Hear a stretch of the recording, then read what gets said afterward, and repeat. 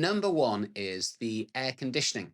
So here in the UK, we have no air conditioning units at all. And I think that's very much because most of the time it's cold. So as you can tell at the moment, I'm wearing a jacket. It's a little bit chilly in the UK. Admittedly, it is the end of November, so you would expect that.